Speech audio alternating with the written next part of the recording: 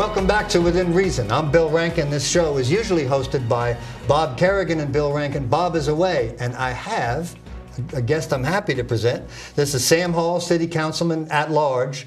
I forgot what district. There are two at large. Yeah, there's B. Let's talk a little bit. I want to talk about you a little bit, but first of all, this is an intriguing thing. Your race is August 14th. That's right. Right?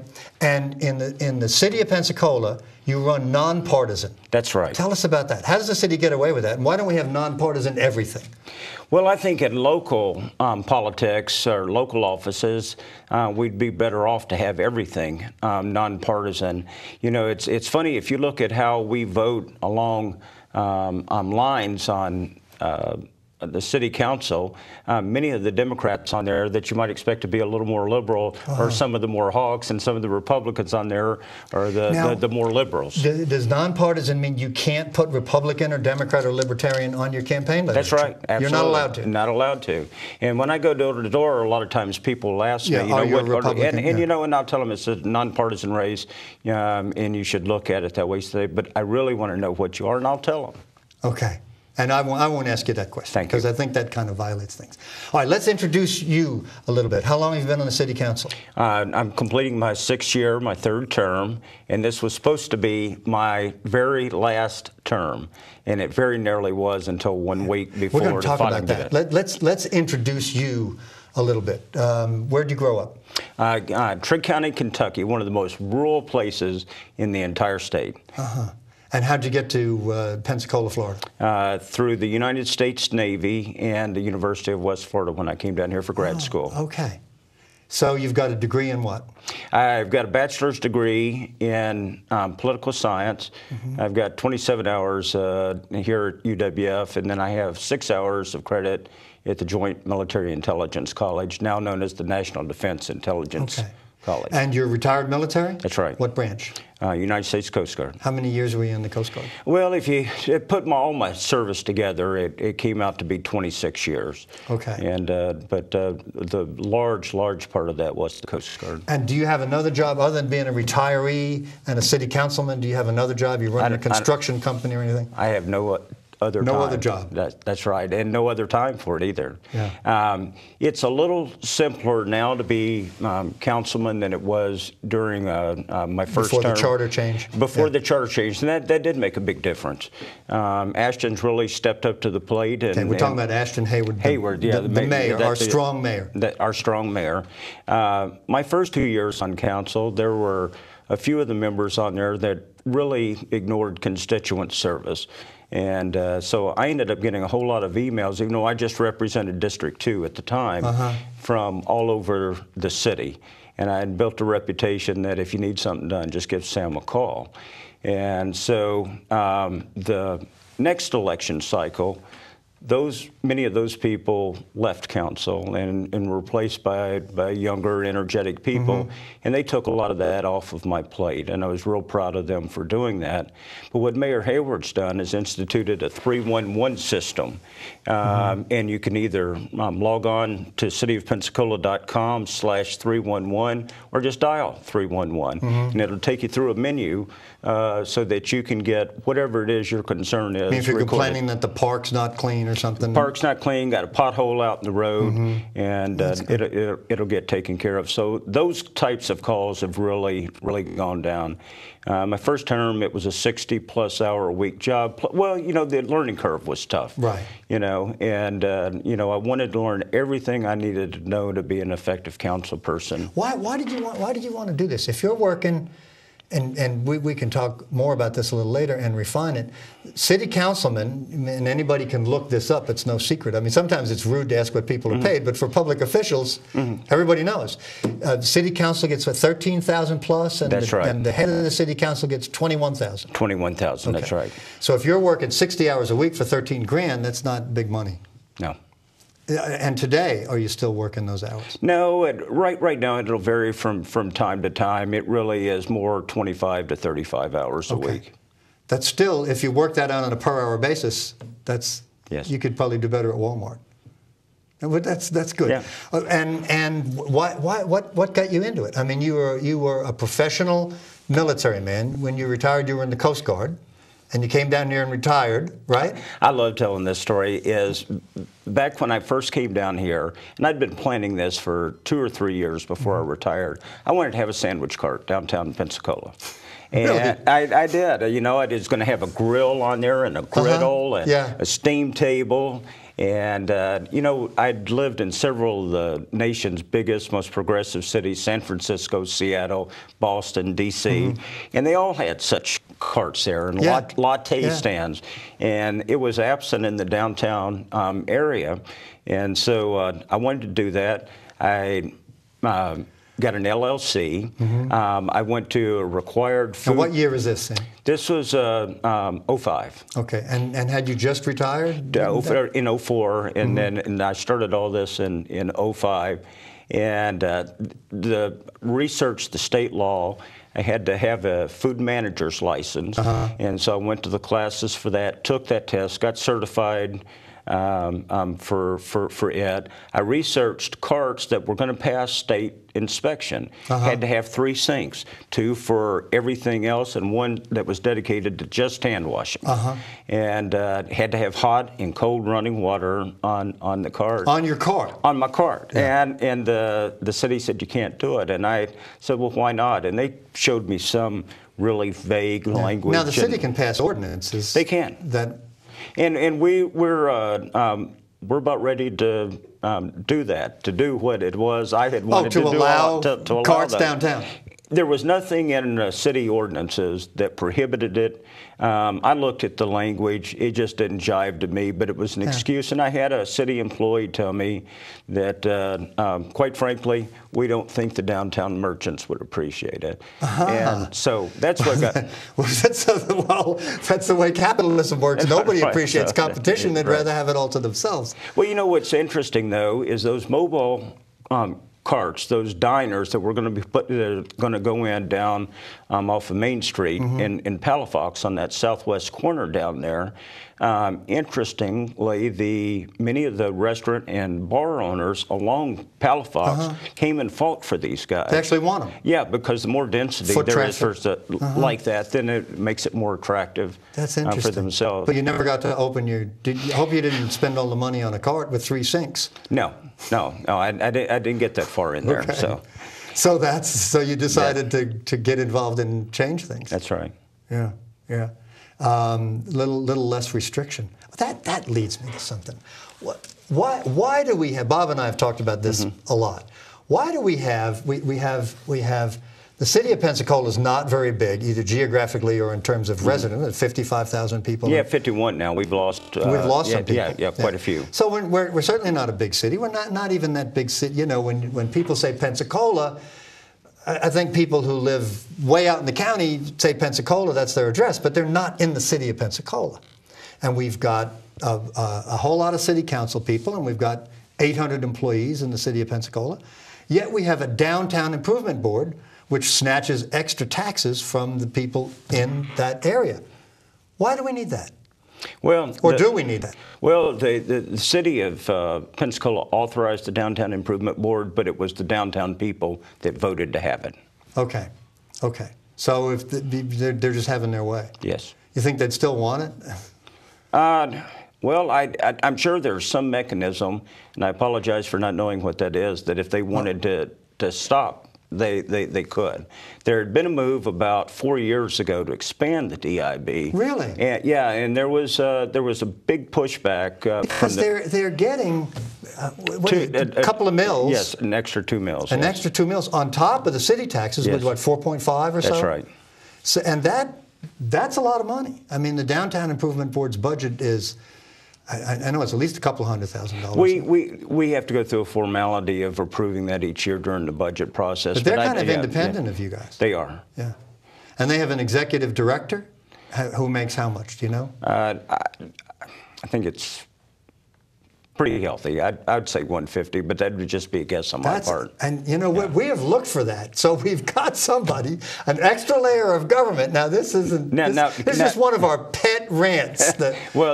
Kim is a very good friend of mine, the head of the DIB. I'm not saying this is a bad person, and you're not endorsing it. This is just an outside rant by me. And sometimes I can't control myself. Well, we'll move on. So because you were treated poorly by city employees, you thought, well, I'll get involved. This is a democracy, and get elected and make it better.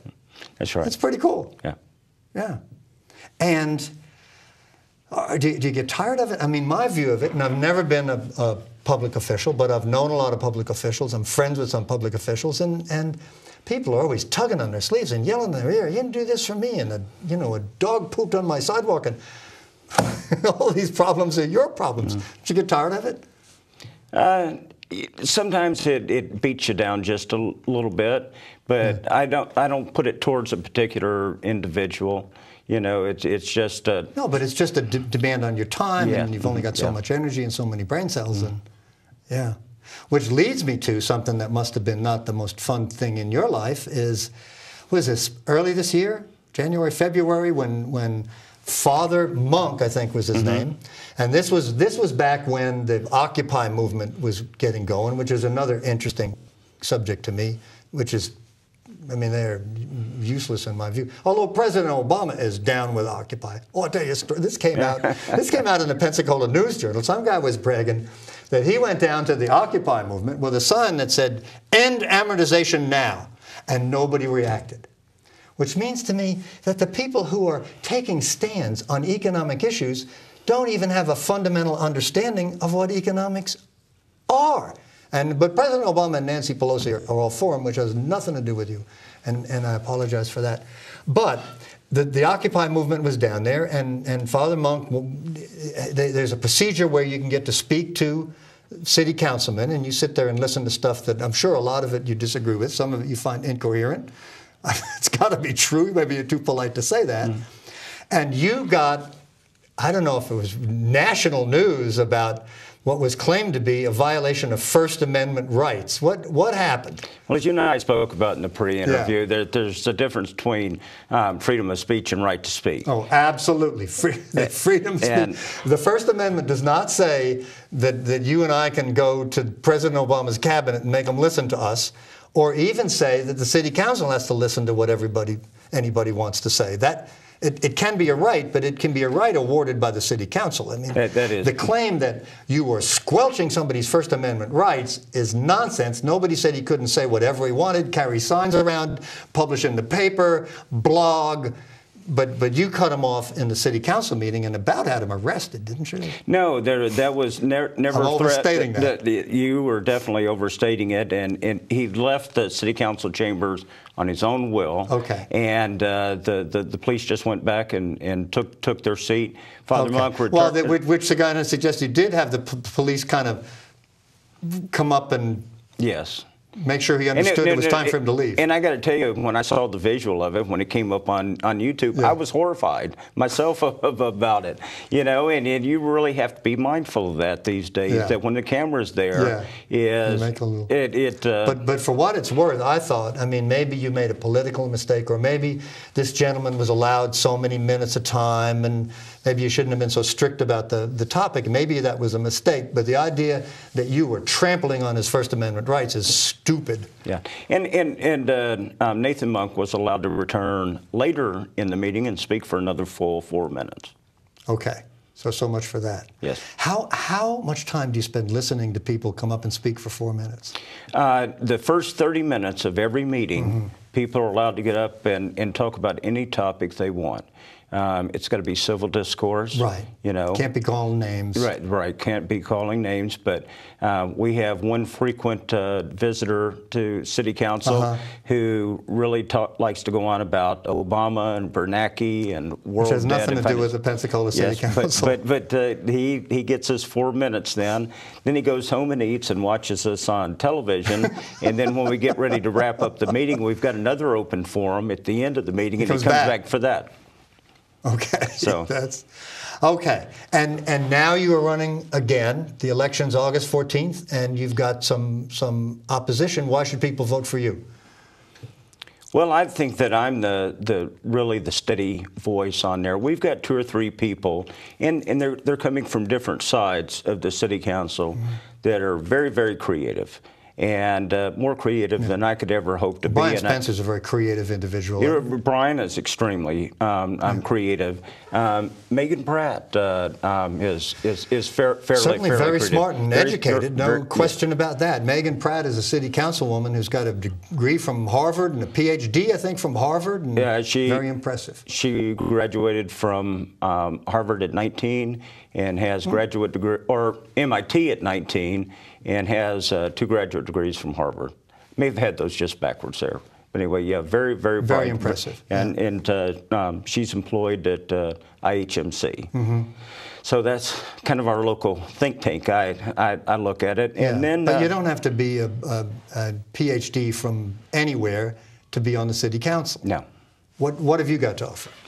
I'm the guy that if there's a good idea out there, I try to do what I can, my part to help get that passed. If I see that a good idea is going to fail because of a couple of elements of it, I look at ways of being able to salvage what we can of that good idea.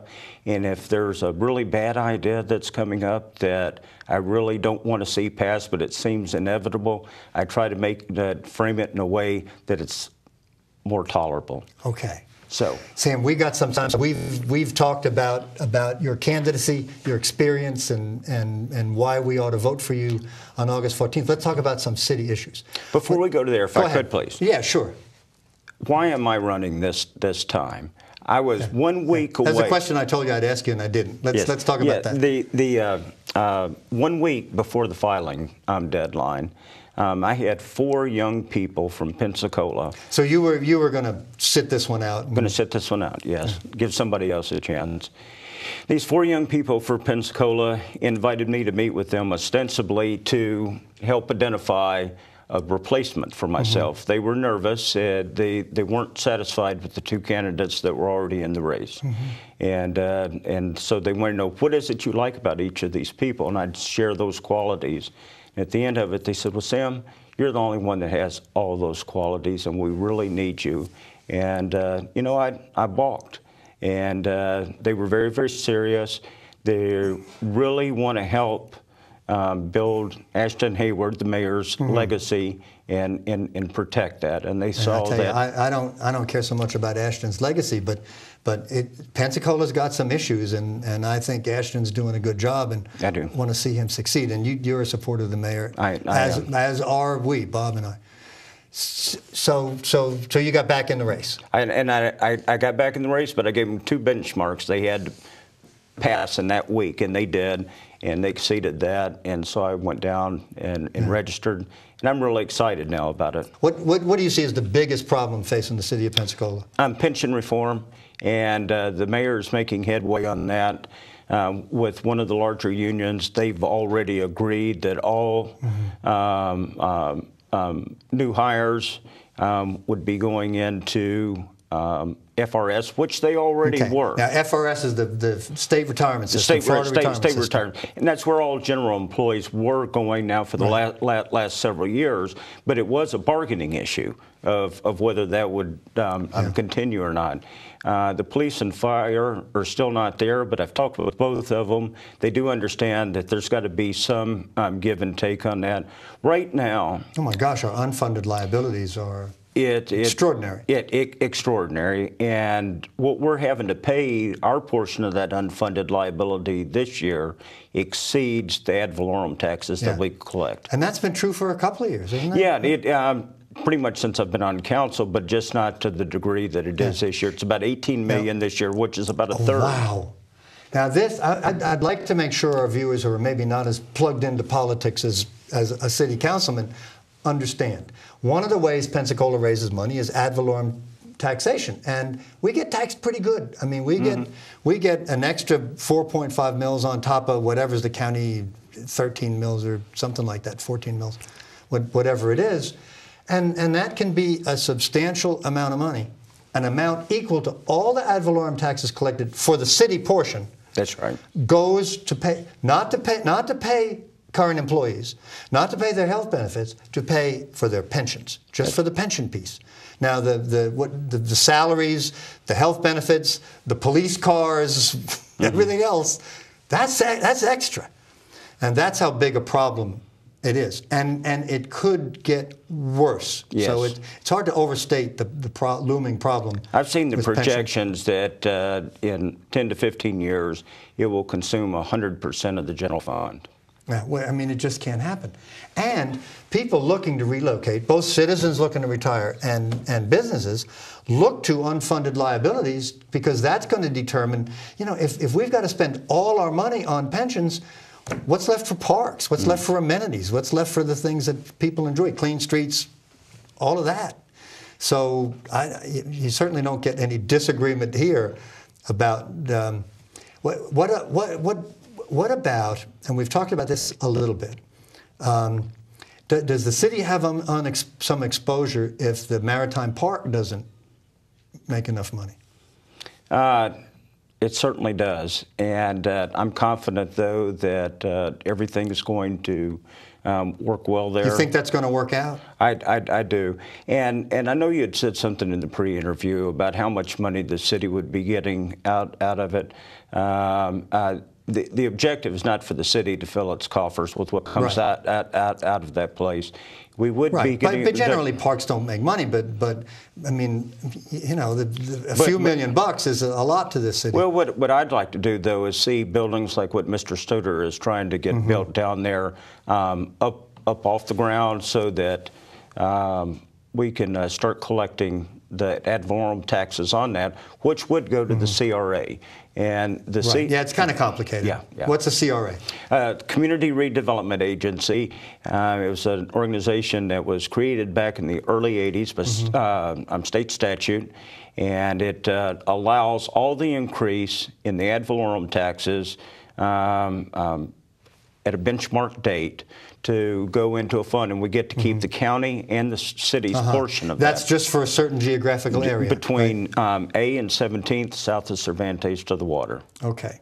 And it's that CRA money that funds the operations of the park, is that it?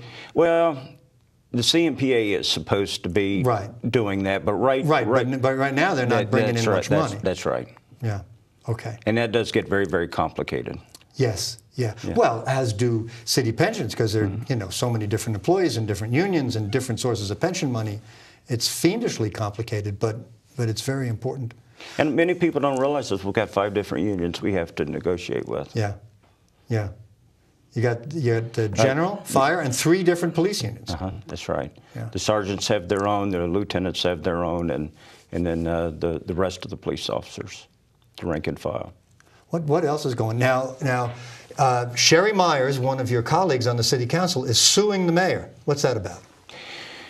Well, there is many things that we could have done before the change of government actually came about, before the new mayor set in, that would have given the city council the opportunity to establish itself with what its role in the new government was going to be. And I brought it up several times. The previous city attorney had brought it up, and the city manager had worked towards that. And as we often do on council, we punted that ball down the road, and Mayor Hayward came in and he seized the day, and he had the 850 employees to back him up on it. And so, he really came in and was very aggressive, and it's hard to take anything away when things are going right for him. So we should have had our ducks in a row before that ever happened. What's the issue? And I'm not expecting you to take sides in this lawsuit. I mean, these folks are your colleagues. But what's the allegation? What's the problem that Ms. Myers is complaining about? There was a directive that was issued by Mayor Hayward. It was the same one that Al Kobe had issued to us, the same one that Tom Bunfield had given me when I first came on to council, that does not allow us to direct any city employee. That fell under the city manager, now falls under the mayor. So you're supposed to be setting policy, not telling the employees to go here or there? But we are, by charter, allowed to make inquiries of staff.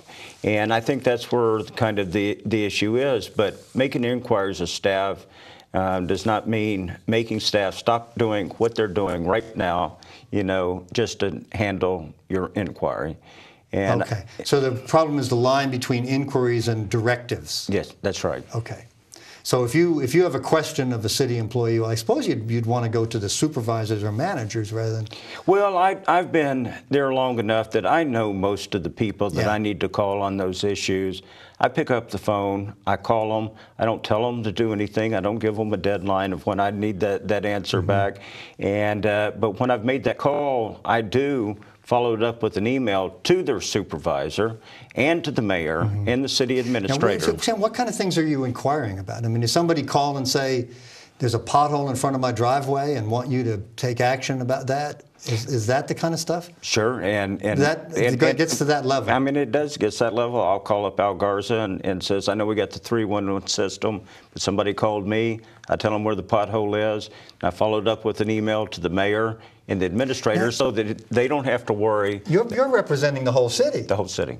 Okay, you're at large. At large. Which means anybody in the city who's a registered voter and in the city can vote for you. That's right. Okay. And do you have a website? Do you have anything? We got a couple of seconds left. What else do you want to promote in the time we got? Well, I've been faithful to the city of Pensacola. I think that I've been a good steward of the resources. Okay. We got to wrap it up. Sam Hall, thank you very much for being on the show. Bill, thank you. And good luck in the election. All right, thank you. Take care. We're leaving you. Join us again next week for Within Reason, and good night. All right.